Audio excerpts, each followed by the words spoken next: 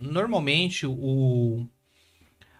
quem é cristão, normalmente deveria lidar melhor com isso, né? Eu acho, porque a morte, ela é uma, ela é algo presente dentro da vida cristã, né? É falado isso. Mas não é isso que acontece, né? Porque a gente, né, o nosso meio, as pessoas que nós convivemos, nem sempre entende isso, né? E lidar com isso é muito difícil. Até mesmo você mesmo falando, lidar com isso é muito difícil. E aí, a pessoa que ela está vivendo isso, ela tem propensão, porque você falou a respeito de depressão também. Porque o luto, ela trouxe, no seu caso, trouxe depressão também, né? Acontece isso? É comum? Ou a pessoa só viver o luto, ou a depressão vem junto? Ou é fácil diagnosticar, não sei como lidar com isso. Alguns casos, sim. A pessoa, ela, no meio do caminho ali, depois do luto, ela descobre uma depressão. O que pode ter levado isso? Só a morte? Pode ser, mas não é. O contexto geral, ele precisa ser analisado. Não é só o luto, né? Às vezes a pessoa ela já tem uma probabilidade com o sofrimento. Aí eu vou voltar de novo lá na infância. Nossa. Pra mim, Uhum. eu como pessoa, eu entendo assim. Tudo se explica como criança? Boa parte, né? Porque se eu não conseguir lidar com algo aqui na infância de perdas, né? Porque a partir dos 6 anos, a criança ela já entende a morte. Ela entende que o ir é não voltar mais. Antes disso, a gente ainda fica ali meio balançado, assim, que a criança, se ela tem entendimento ou não. Tem algumas crianças que entendem, morreu e não volta mais. Algumas lidam dessa forma. Outras não, elas são mais sensíveis. Eu. Eu. Né? Eu. Existem crianças que ela tem uma sensibilidade muito grande. Isso é de indivíduo para indivíduo. É a forma como ele foi agregando as informações para ele na vida dele, como ele foi recebendo, como que essa família, né, qual era o comportamento dessa mãe, desse cuidado da mãe com a criança. Tem criança que nem liga, mas tem criança que se atenta a tudo. Isso é de indivíduo para indivíduo. Não tem como a gente mensurar, né, o que pode gerar tudo isso.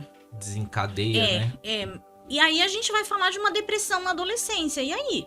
E essa depressão na adolescência? Vem de onde? Nós temos um índice muito grande hoje de adolescentes com depressão. Exato.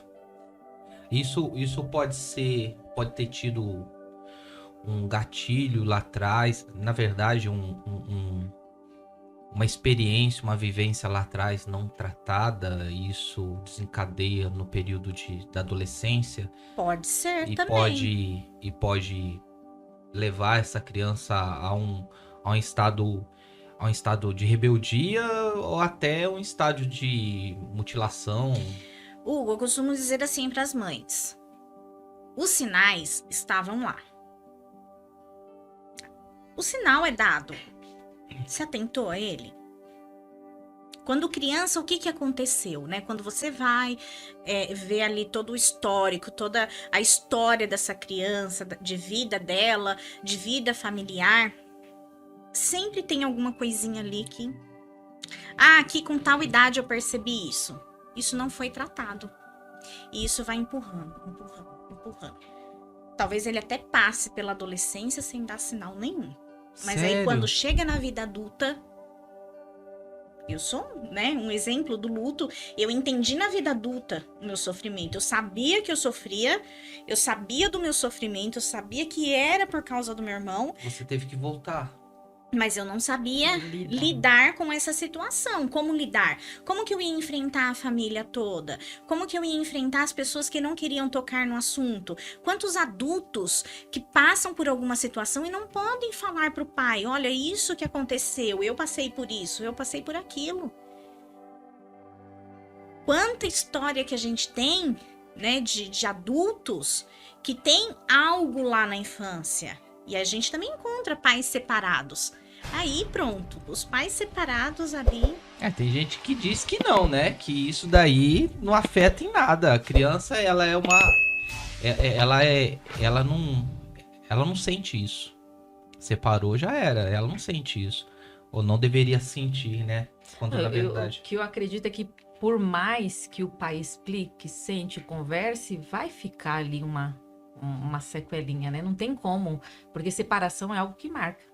Sim, é como eu disse pra vocês. Tem adultos que vão passar pela infância, pela adolescência, e não vão sentir nada, não vão perceber nada e vão ter uma vida totalmente tranquila, né? São poucos, né? São poucos. Dentre milhões, poucos conseguem passar por esse processo, né? Sem mensurar a dor. Mas quando a dor ela tá aqui, e aí a gente começa a estudar a história de vida, e aí a gente entende que alguma coisa aconteceu aqui atrás. É um dos motivos da separação, eu tô dando exemplos, né? Eu disse aqui de luto, eu falei de educação, eu dei vários exemplos aqui. A gente não se apega só a uma questão, sim. né? Só uma questão. Mas eu falo do que a gente tem vivência. Qual que é a vivência que eu tenho? Hoje, quando a gente encontra, né, dentro da psicologia, que eu tenho um número de pacientes ali que tem questões com a infância e com a separação do pai, ela é grande quando ela volta ali. Então, tudo se explica? Não se explica exatamente dessa forma, mas a gente precisa entender o que aconteceu aqui. E se for possível, qual que é o problema da gente voltar e tratar isso daqui? Não tem problema nenhum. Eu acho que é até bom, não é? Você ir lá e voltar e resolver as coisas, porque como que você vai lá continuar sua vida aqui, todo o processo, se você não arrumar o que ficou desarrumado aqui, ó. Lá atrás. Verdade. Vai sempre ficar alguma coisa, né? Eu acho que é até por isso que você falou assim, ó, se me chamar hoje, eu tô zerada. Eu posso ir e deixar meu legado aí, né? Até mesmo por isso, né? Você tratou toda a sua vida, né? As feridas lá atrás. E tem gente que passa a vida toda sem se encontrar, sem tratar desses pequenos buracos que foram deixados no longo do caminho, que isso aí tende a aumentar, né? Sim, tende exato. a aumentar.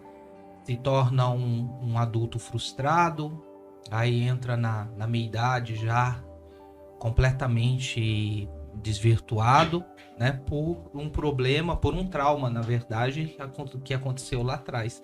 E muitas crianças hoje não têm conseguido lidar com essas situações, e eu vejo, trabalho com internet, desde que a internet era só da América Online, era discada ainda.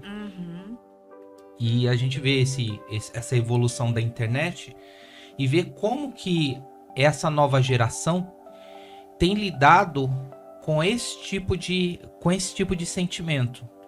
Um sentimento de perdas, um sentimento de luto, um sentimento de frustração. Não tem conseguido lidar. Nós fazemos um trabalho num abrigo e é muito comum a gente encontrar, isso não é apenas de um abrigo e de uma criança só, mas é muito fácil a gente encontrar crianças traumatizadas pela separação, por ser separado da família, decorrência de drogas, brigas, abandono, né? E não ser tratado. E essas crianças vão para a vida adulta, saem dali e se tornam violentos, criminosos, vão para a Fundação Casa, que a gente já encontrou, né? É muito fácil você puxar a linha da vida da pessoa e saber aonde foi que estava o problema ali. É muito fácil encontrar. Ela solta. Meu pai batia na minha mãe. E eu via tudo isso dentro de casa, né? Ele fumava droga na minha frente. E aí você sabe o porquê ele tá ali e porquê aconteceu tudo.